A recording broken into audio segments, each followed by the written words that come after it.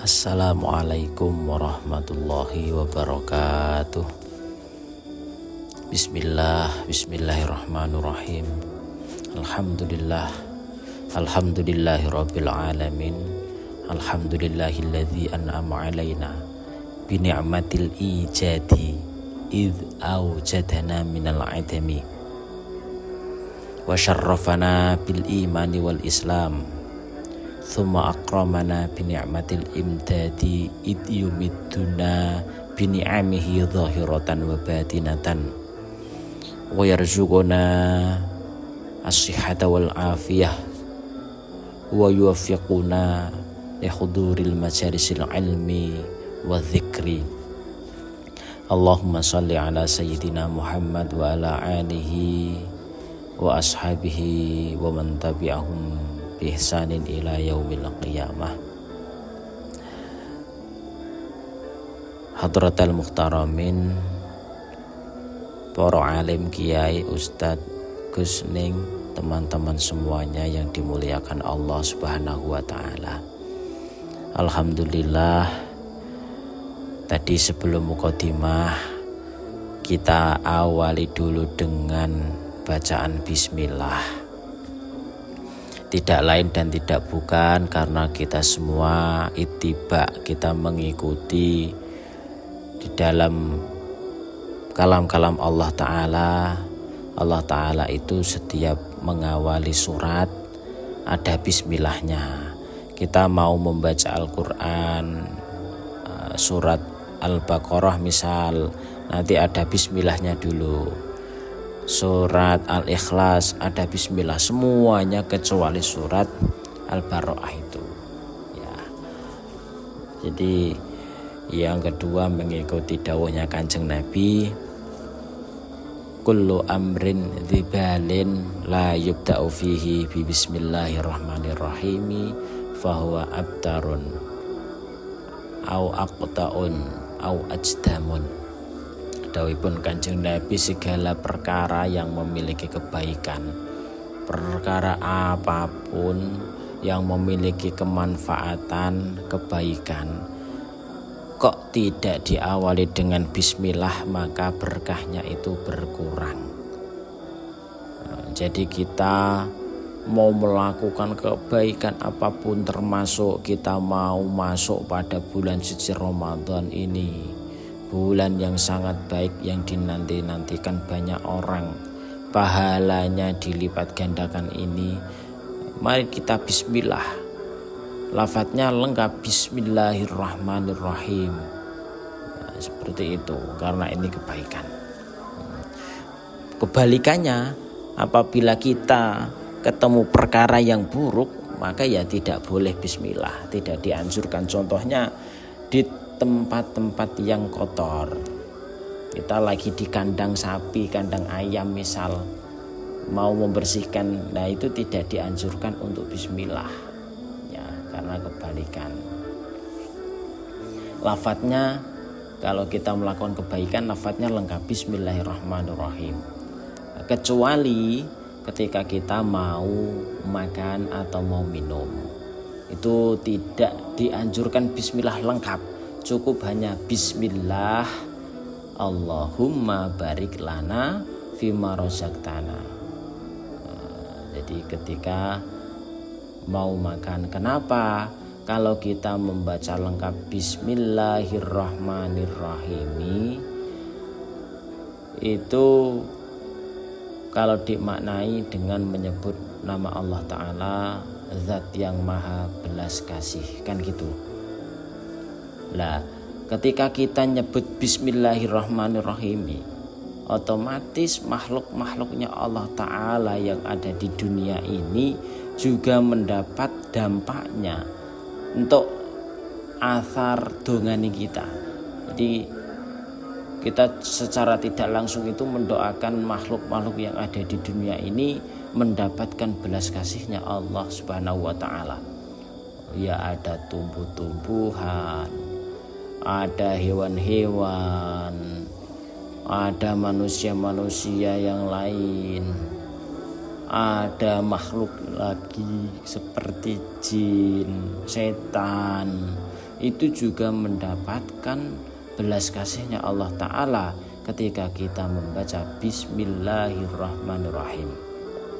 Maka ketika kita mau makan, mau minum, itu cukup dengan Bismillahi Allahumma barik lana, supaya setan tidak termasuk mendapatkan belas kasihnya Allah Ta'ala.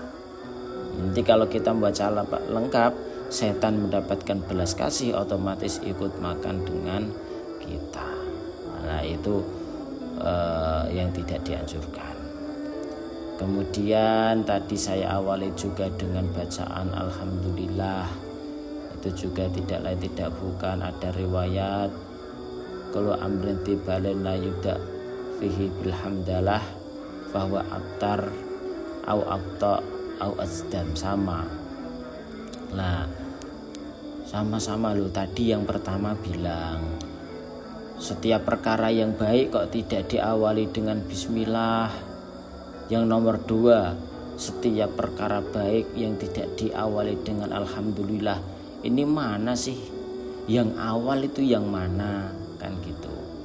Nah kalau bismillah itu maksudnya adalah permulaan sebelum melakukan sesuatu. Nah, kita mau bekerja, jadi kita bismillah karena kita mau mengawali sesuatu. Setelah bekerja itu kan awal lagi. Ya, jadi di situ awalnya adalah alhamdulillah. Kalau bismillah itu menyimpan makna kita minta pertolongan kepada Allah Ta'ala, isti'anah. Kalau alhamdulillah itu menyimpan makna bersyukur. Jadi kawitan kita minta pertolongan ya bismillah, kawitan kita bersyukur itu alhamdulillah. Nah itu bedanya. Kemudian saya juga menyebut ada nikmat ijad. Alhamdulillah, tanpa kita diminta, tanpa kita meminta, tanpa kita berdoa atau berusaha apapun, kita itu sudah diberikan oleh Allah Ta'ala nikmat-nikmat yang begitu banyaknya. Ya, banyak banget. Apabila kita menghitung nikmat-nikmatnya Allah Ta'ala, maka tidak akan bisa, tidak akan cukup. Kalau kita hitung lebih rinci, lebih kita globalkan, kita kita bagilah ya. Nikmatnya Allah Ta'ala itu ada 2. Yang nikmat yang begitu banyaknya kita kategorikan nikmatnya Allah Ta'ala itu 2. Yang pertama kategori nikmat ijad, alias nikmat yang tanpa kita minta, kita itu sudah diberikan oleh Allah Subhanahu wa Ta'ala. Contohnya, kita itu tidak pernah meminta untuk dihidupkan di dunia, tapi dengan kebaikan Allah Ta'ala kita diberi nikmat, diberi kesempatan untuk hidup di dunia. Kita tidak pernah tahu, tidak pernah meminta orang tua kita itu orang yang beragama Islam. Alhamdulillah kita diberi nikmat orang tua kita beragama Islam. Kita terlahir dari orang yang beragama Islam. Itu semua adalah nikmat-nikmat ijad, nikmat yang tanpa kita minta, yang awalnya tidak ada kemudian diadakan oleh Allah Subhanahu wa Ta'ala. Kemudian ada juga nikmat imdad, nikmat tambah terus. Kalau nikmat ijad tadi kita tanpa usaha sudah dikasih, kalau nikmat imdad itu kita berusaha, nanti akan ditambah terus. Nah, contohnya berusaha atau kita pelihara. Contohnya Allah Ta'ala sudah mengadakan kita, yang awalnya tidak ada jadi ada, terus ditambah oleh Allah Ta'ala kita bisa bernafas setiap hari. Coba seumpama jenengan bangun rumah itu awalnya tidak ada, jenengan bangun, beli semen, pasir, besi dan lain-lain, jenengan bangun berdiri kokoh bagus, tidak dirawat, rumah tersebut apakah masih bagus, apa akan roboh lama-lama? Itu sama dengan kita diadakan oleh Allah Ta'ala, kemudian dipelihara oleh Allah Ta'ala, dijaga oleh Allah Ta'ala dengan diberikan kita nafas, kita diberi detak jantung. Kalau jantung kita berhenti ya wassalam, ya kan?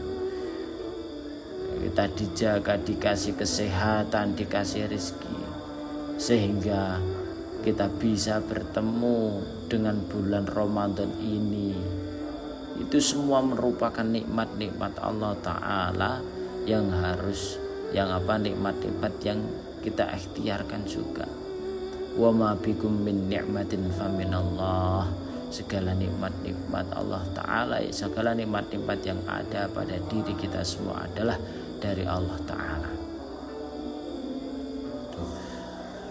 Maka dari itu, mumpung masih awal bulan Ramadan, kita luruskan niat kita, bahwasanya kita itu aslinya tidak siapa-siapa, kemudian dimunculkan, diadakan oleh Allah Ta'ala. Tidak hanya diadakan saja, melainkan juga dijaga oleh Allah Ta'ala. Maka sudah sepantasnya ketika Allah Ta'ala memberi tugas kita, memberi beban kepada kita, kita harus berusaha, harus bisa menjalankannya. Kita semua disuruh berpuasa, ya kita berusaha bagaimana kita bisa, kita kuat untuk puasa tersebut. Itu bentuk kita mensyukur nikmat. Kalau kita bersyukur, nanti pasti akan ditambah oleh Allah Subhanahu wa Ta'ala. Karena puncak daripada syukur adalah kita mendekatkan diri kepada Allah Ta'ala, kita menjalankan perintahnya Allah Ta'ala dan meninggalkan segala larangan-larangan Allah Ta'ala. Itu puncak daripada kenikmatan. Kalau kita tidak bisa mencari nikmat, ngerayangi nikmat, kita tidak akan bisa bersyukur kepada Allah Subhanahu wa Ta'ala. Itu dawuhnya Imam Ghazali. Ya, semoga kita semua yang masih diberikan nikmat-nikmat ini bisa istiqomah untuk menjalankan perintahnya Allah Ta'ala. Puasa kita lancar, sholat kita lancar, tarawih kita lancar, semuanya menjadi lancar berkat kita mensyukuri nikmat Allah Ta'ala. Mungkin hanya itu yang bisa saya sampaikan. Allahumma fiqil awam tariq. Wassalamualaikum warahmatullahi wabarakatuh.